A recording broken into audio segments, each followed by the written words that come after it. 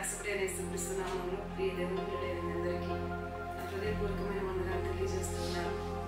ప్రతిదినం ప్రభు తన మాటను వాగ్దానంగా మనకు అనుగ్రహిస్తూ మనల్ని బలపరుస్తూ నడిపిస్తున్న దేవుడు మరొక దినము ఇష్టమైన కృపలో వాత్సల్యంలో మనకు అనుగ్రహించిండగా ఈ దినము కూడా దేవుని సన్నిధిలో ప్రార్థనతో వాక్యంతో ప్రారంభించినారు కదా. తప్పక దేవుని ముఖ దర్శనం చేయొచ్చు.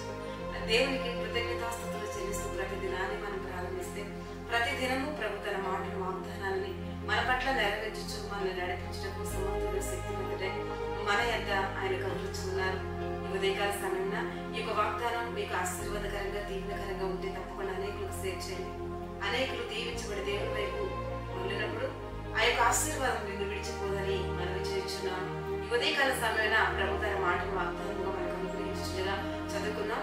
నిర్గమకాండము 15వ అధ్యాయము 26వ వచనముల నుండి, నేను ఐగుప్తీయులకు కలుగజేసిన రోగములలో ఏదియో మీకు రానియను, నిన్ను స్వస్థపరచు యెహోవాను నేనే అని ఉదయకాల సమయంలో ప్రభు తన మాటను వాగ్దానంగా నీకు అనుగ్రహిస్తున్నాడు. నీ దేవుని బిడ్డ, నిన్ను స్వస్థపరచు యెహోవాను నేనే, నిన్ను స్వస్థపరచు దేవుడను అని ప్రభు తన వాక్కుతో ఈ ఉదయకాల సమయంలో నీ ఎదుగు వచ్చినారు.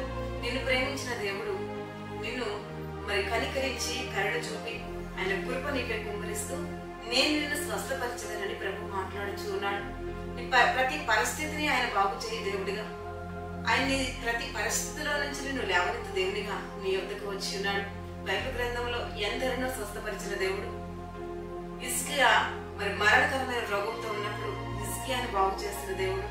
అలాగే రక్తస్రావం కలిగిన స్త్రీని బాగు చేసిన దేవుడు ఉదయకాల సమయంలో నీతో మాట్లాడుతూ ఉన్నాడు.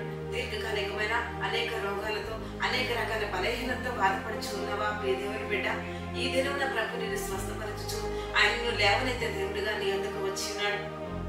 మరి నీ పరిస్థితులన్నీ ఆయన బాగు చేయ దేవుడిగా, ఆర్థిక అప్పులను ప్రతి కాడిని విరగొట్టుచు ఉన్నతమైన స్థితిలో నిన్ను దీవించి ఆశీర్వదించేందుకు ప్రతి కార్యముని పట్ల నెరవేర్చేందుకు ప్రభు ఉదయకాల సమయం తన మాటను వాగ్దానముగా అనుగ్రహిస్తూ ఇదిగో నేను నిన్ను స్వస్థపరచదని ప్రభు మాట్లాడుచున్నాడు.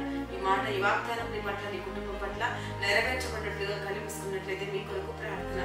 తండ్రికి స్తోత్రమయ్యా, ఈ ఉదయకాల సమయంలో మీ ప్రియులకు మీరు అనుగ్రహించిన ఈ యొక్క వాగ్దానం ప్రతి ఒక్కరి పట్ల నెరవేర్చబడును గాక.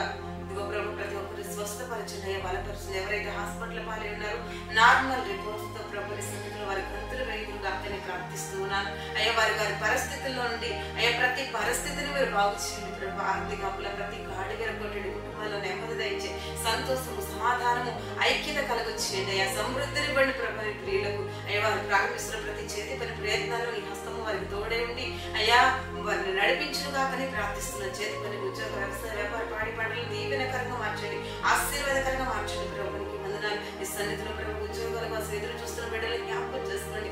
వివాహ విషయాలకు ఘనమైన కార్యాలు వారిని జరిగించుకున్నాడు కూర్చున్నానయ్యా. అలాగే తండ్రి ప్రతి మూయబడిన గర్భాలు తెరవబడను కాకనే ప్రార్థిస్తున్నాను. ఇంటి కార్యాలు సన్నిధిలో ప్రతి బిడ్డ పట్ల జరుగును కాకనే ప్రార్థిస్తున్నాను. సహాయం చేయనయ్యా.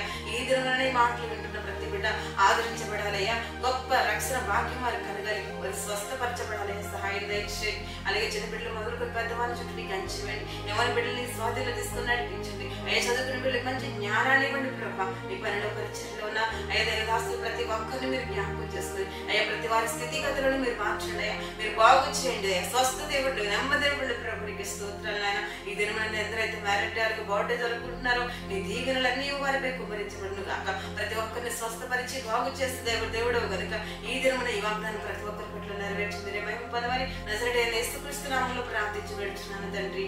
ఆమేన్, amen, amen. Praise the Lord. ఈ దినమంతా